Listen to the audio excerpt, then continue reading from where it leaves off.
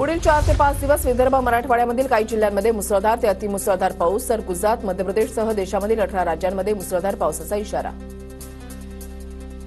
मराठवाड्यासह विदर्भाला मुसळधार पावसाचा तडाखा. यवतमाळ, वाशिम, नांदेड, हिंगोली, बीडसह परभणीच्या अनेक भागामध्ये पूरस्थिती, अनेकांच्या घरांमध्ये पाणी.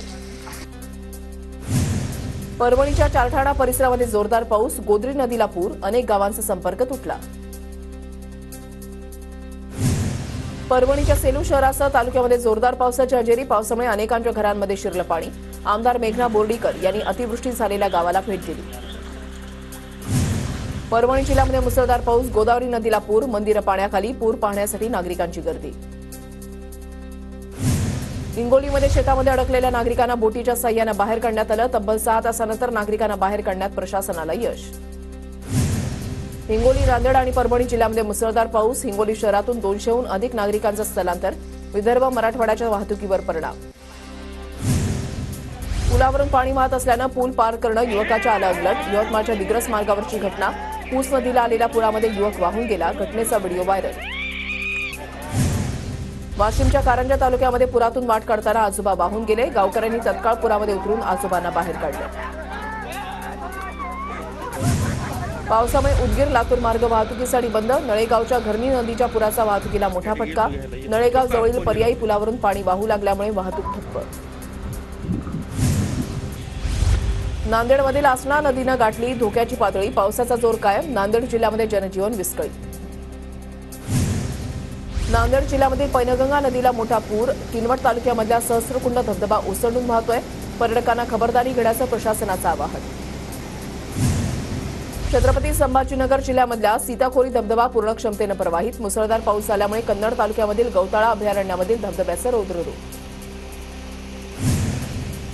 नांदेड जिल्ह्यामध्ये गेल्या 2 दिवसांपासून मुसळधार पाऊस सुरूच. अनेक घरांची पडझड तर शेती पिकांचं अतोनात नुकसान. किनवट, हिमायतनगर तालुक्यामध्ये पावसाचा सर्वाधिक फटका. परभणीच्या पूर्णा तालुक्यामधल्या महातपुरी शिवारामधील पिंपळगड नाल्याला पूर. शेतामध्ये पाणी आल्यानं शेती पिकांचं मोठ्या प्रमाणात नुकसान. जालना जिल्ह्यामधल्या मंठा तालुक्यामध्ये पावसाची जोरदार बॅटिंग. पाटोदा गावामध्ये पाणी शिरलं. शेती पिकांचं मोठं नुकसान. धाराशिवच्या कळंब तालुक्यामध्ये नदीला पूर. परतापूर ते दहिफळ गावाचा संपर्क तुटला. पावसामुळे शेती पिकांना फटका. वाशिमच्या शेलू बाजार गावामध्ये मुसळधार पाऊस. मुसळधार पावसामुळे कारंजा रोडवरील बँक आणि हॉटेलमध्ये पाणी. हिंगोली जिल्ह्यामधल्या सिद्धेश्वर धरण 100% भरलं. धरणाचे 14 दरवाजे 2 फुटानं उघडले. नदीकाठच्या गावांना सतर्कतेचा इशारा. जायकवाडी धरणाची पाणी पातळी 87.03%वर 34,338 क्युसेकनं पाण्याची आवक. तर धरणाच्या उजव्या कालव्यामधून माजलगाव धरणाकरता 700 क्युसेक वेगानं पाण्याचा विसर्ग.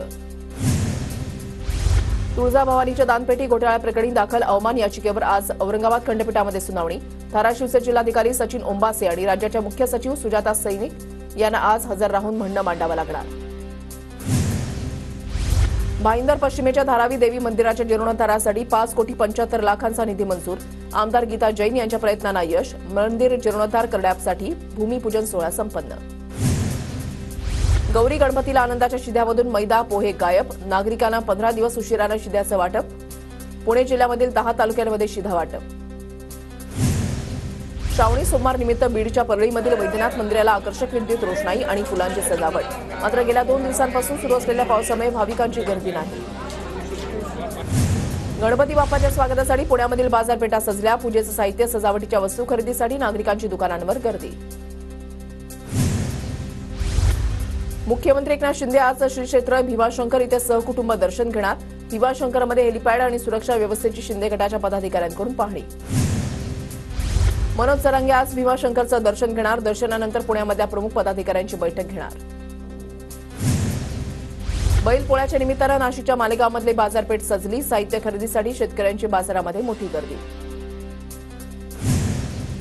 सटाणा इथल्या चित्रकारांना सर्जा राजाच्या गळ्यामधील पट्ट्याच्या घुंगरावर साकारली विविध चित्र. बैलपोळा सणानिमित्त व्यंगचित्रकार किरण मोरेंकडून सर्जा राजाला आगळीवेगळी मानवंदना.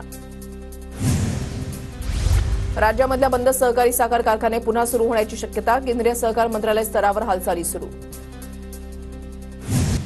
कॉलेज ऑफ फिजिशियन अँड सर्जनच्या सीपीएसच्या पदव्युत्तर अभ्यासक्रमाला मान्यता. उच्च न्यायालयाच्या आदेशानुसार एनएमसीचा निर्णय. अहमदनगर जिल्ह्यामधील पाथर्डीच्या मुख्य बस स्थानकाची दुरवस्था, स्थानकामध्ये अस्वच्छता आणि दुर्गंधीचं साम्राज्य, स्वच्छतागृहाची सोय नसल्यानं नागरिकांचे हाल, स्थानिक प्रशासनाचं पूर्णपणे दुर्लक्ष. बदलापुरातील घटनेनंतर नागपुरातील शाळांना शिक्षणाधिकाऱ्यांच्या अचानक भेटी, विद्यार्थिनींच्या सुरक्षेच्या दृष्टीनं पथकाकडून आढावा, नागपूर जिल्ह्यामधील 7 शाळांना कारणे दाखवा नोटीस. पिंपरी चिंचवडच्या महापालिकेमधल्या विशाखा समितीकडे वर्षभरात 2च तक्रारी, प्रभावी अंमलबजावणी नसल्यानं तक्रारी कमी. पुण्यामध्ये राष्ट्रवादीचे माजी नगरसेवक वनराज आंदेकरांची गोळ्या झाडून हत्या, घरगुती वादातून गोळीबार झाल्याची माहिती, हल्लेखोरांचा शोध सुरू. पुण्यामध्ये 24 तासात हत्येची दुसरी घटना, माजी नगरसेवक वनराज आंदेकरांच्या हत्येनंतर हडपसर परिसरात एका फायनान्स मॅनेजरचा खून.